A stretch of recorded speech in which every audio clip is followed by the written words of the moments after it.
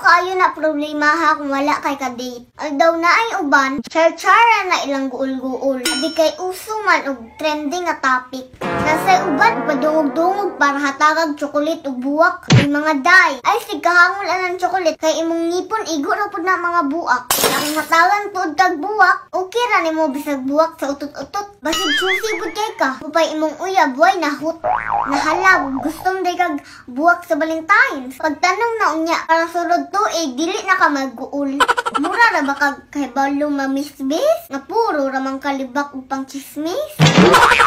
Nay uban mag-shared post ug mga sanaol sa FB kanang mga bouquet nga kwarta ug pagkaon. Makasabot ra jud ta ana. Nanindot biya pud na sa feelings bisag unsaon. Kaso pressure pud inton inyong mga uyab nga nagkalisod sa kinabuhi no. Ay pud lamang ninyo hatagig mga labad inyong uyab. Kay ba sinubyaan pag gid hinuon mo.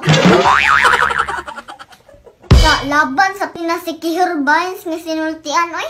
Naapay mga uyab ug bana nga wa ra poy paki sa mga panghitabo sa kalibutan. Silang Valentine, sige na lang pud ligid murag ipang takigan. Paningkamot pud siguro mo og lambing sa inyong mga pares. Aron di pud taw na mapulan. Ibang mubo ra kay nagkalipay ng mga babae. Okay ra bisag dadun ra nimo sa fishbulan. O disclaimer sa di ay. O kabalo ko